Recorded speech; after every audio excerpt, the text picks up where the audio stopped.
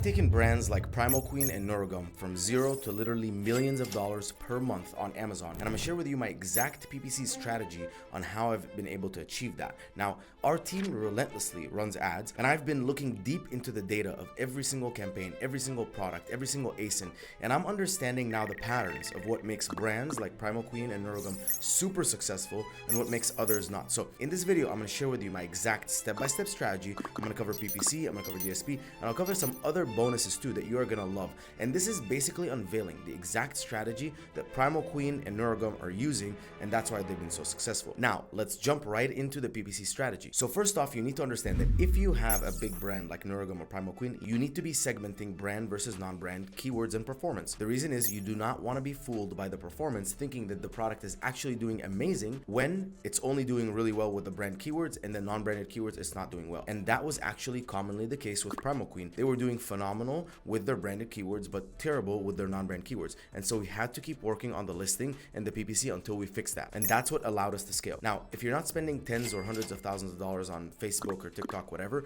this might not apply to you. But if you have a well-established brand, this will. Next, you need to do keyword research with Data Dive. This is going to be the foundation and plan for your PPC. You need to understand what are all the search terms available out there that we could be showing up for, that we could be ranking for, that we could be converting for, and making sure that they are now on your radar. A lot of people go into PPC, they start launching campaigns. Maybe they do a little bit of research, they launch the campaigns.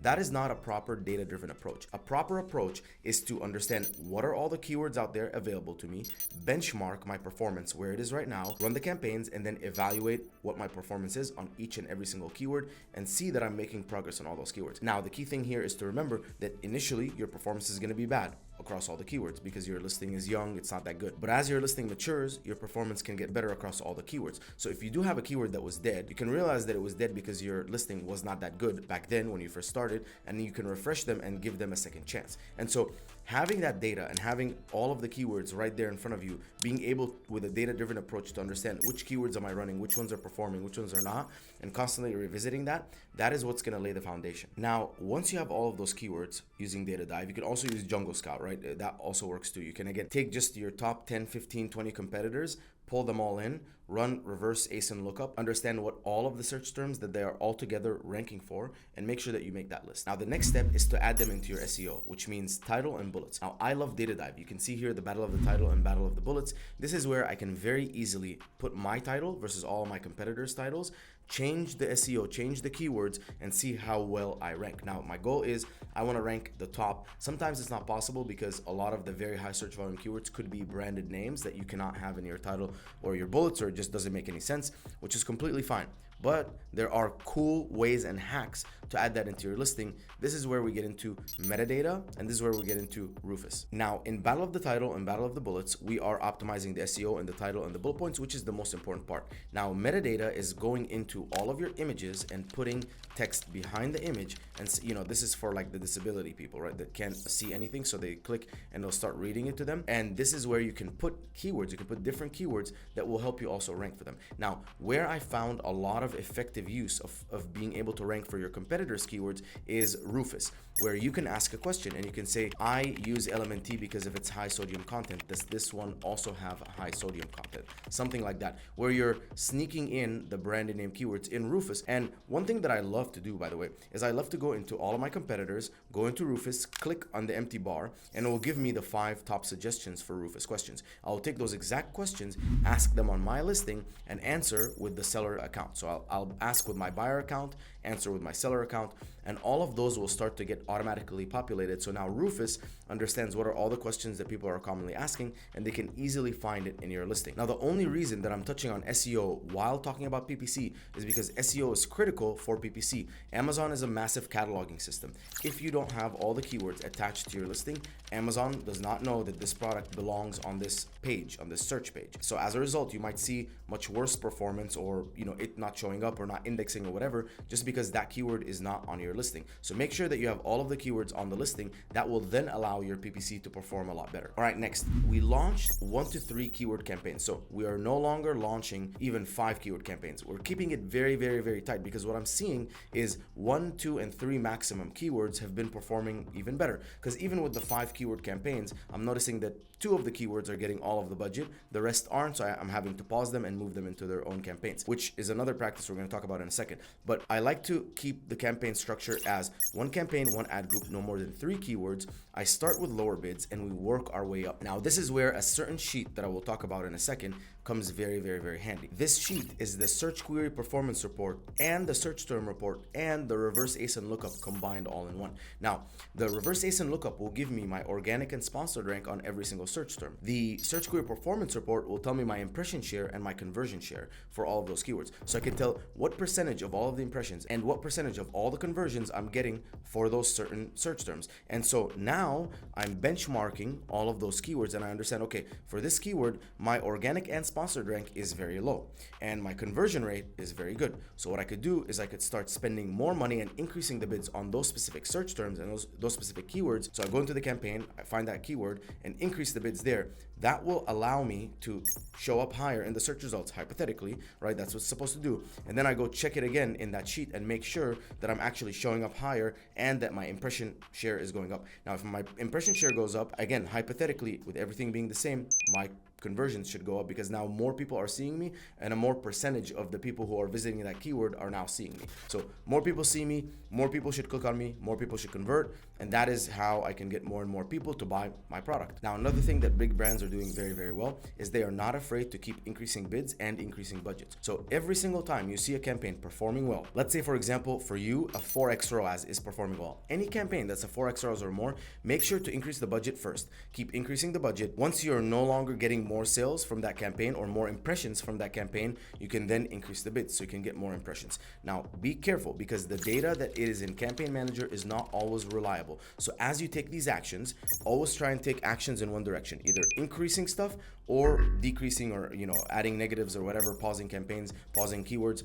Don't try to increase bids and also decrease bids at the same time because you're not going to know what's going to happen, because the only thing that's actually truly reliable is total sales. So if I'm increasing the bids on all these keywords that I think should do well, if I see my total sales go up, great. If I see my total sales go down, then I did the wrong actions, I can reverse them. But if I increase the bids on 5 keywords and decrease the bids on 5 different keywords, what's gonna happen is total sales will change and I will not know what caused that change. Was it the increase or the decrease? Next, adding negatives frequently. A lot of people are afraid of auto campaigns or broad campaigns or phrase campaigns because they trigger for all these different keywords that are not really relevant. Okay, so what? They still trigger for keywords that are very relevant. Now, if they're triggering for keywords that are not relevant and relevant, that means all you have to do is have a really good practice of every single day or every other day going in and identifying all non-profitable search terms in auto, broad, phrase, and expanded ASIN campaigns. Identify all those search terms that are not performing and then add them as negatives. That is the process of cleaning up your campaigns, your discovery campaigns and your auto, broad, phrase, expanded ASIN that are triggering for multiple different search terms. You're cleaning them up. And so let's say there's 20 keywords in there, 10 of them performed well, the other 10 did not. Now you're left with 10 that performed really well because you negative the other 10 and now you have a good keyword, right? And so that's how you're able to stack more and more and more keywords. Now, people think that Amazon is linear, which means one keyword means you're going to show up once in the search result. That is not true. What I've seen is having a keyword broad and that exact same keyword phrase and that exact same keyword exact will show up in different places on Amazon. I don't know why that happens, right? It's an algorithm. It's their proprietary algorithm. No one, not even the majority of the people in Amazon, know how it works. So with that being said, all we can do is see how the algorithm behaves and take action based on that. And so what I'm seeing is having broad, phrase, and exact all for the same keyword will not compete with each other. It'll actually give you more chances to show up for the search term. Next, top of search strategy. For the majority of products, there's a certain number of keywords that you will perform better on the top of search first page. So as you go into each and every campaign, you can see in the placement report how the top of search is performing. If your top of search is performing better than the rest of search and you go into the campaign and notice that the top of search impression share is less than 5%, that means that when you show up in the top of the search, you perform well. and you are showing up in the top of the search less than 5% of the time. That means that you have a lot more room to scale and to grow top of search. So here's exactly what you're gonna do. You're gonna go into your campaigns, you're gonna open up one by one, and you're gonna look at the placement reports. If you have a good top of search impression share ROAS, better than the rest of the search, and then you know that you're less than 5% top of search impression share, you're gonna add a bid modifier, a bid by placement modifier, to increase the top of search impression share, let's say 25%, right? So just add 25%, and that is gonna say, Amazon, I'm willing to spend 25% more on my bids if I'm gonna show up on top of search first page. If I'm not, don't spend the extra 25%. And that is gonna allow you to show up higher if you're gonna show up on top of search, which then you should convert more profitably. That's gonna add more profit. And now one final thing, and this was a big game changer. Every single time you pause a keyword or add a negative, realize that there could be an attribution delay. So you need a software, something like My Real Profit or Ad Labs or something like that, where you can go and look back at updated data and see if a keyword that you negatived or paused actually was profitable. So many times what happens is this: I'll go into a keyword, auto campaign, broad campaign, whatever, and I'll find certain keywords, I added them as negatives because they spent $25 with no sales. And then a week later, I'll go back, look at those exact same keywords, and now all of a sudden the ACOS is 32%. And I'm like, weird, why would we negative that keyword if it was doing well? Well, what happened was, the team negative that keyword because it wasn't doing well. But then 7 days later, there was a delay in the attribution. Now the attribution of the sales came back to that keyword, and now all of a sudden it's profitable. Make sure you go back and turn those keywords on, because now you are losing on profitable search terms. So turn them back on, you're gonna get those sales again. Now on top of that, we really like to layer a DSP strategy. So PPC will target people who are searching for search terms. DSP will do a few more things.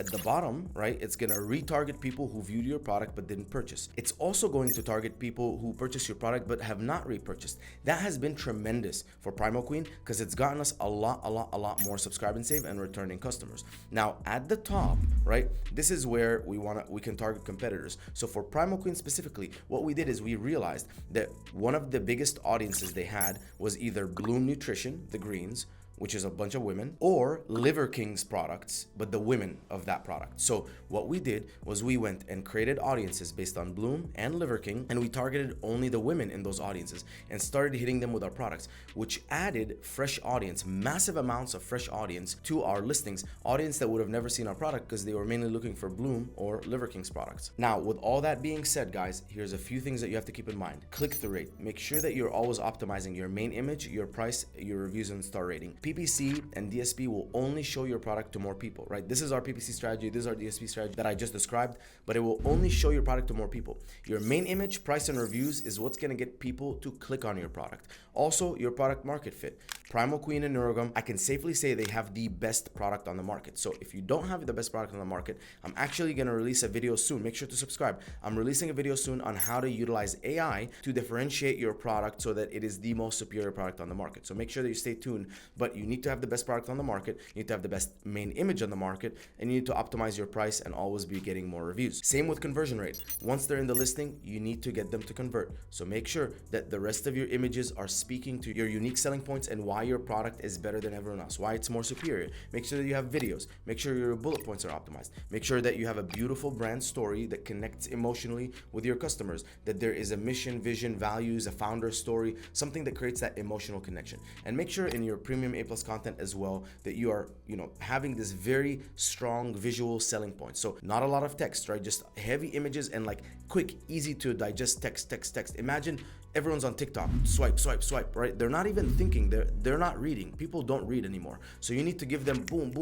You need to give them all the selling points, very quick, very short, very punchy. Have a lot of those UGC videos, as social proof to make sure that someone who goes on the listing, they click, they see real people talking about the product, talking about why they use it, why they take it, why they find it better. And all of those things are gonna turn all of the hard work that you've done in PPC and DSP into actual conversions. All right, guys, I hope you liked this video. If you have any questions on how we scale big brands on D2C, comment below and I'll try to get to each question. And if you have a well-known brand off Amazon and looking for a team to handle the on Amazon side of everything end to end and help you grow and scale on Amazon, feel free to reach out to my team. The link is in the description and I'll see you guys in the next video.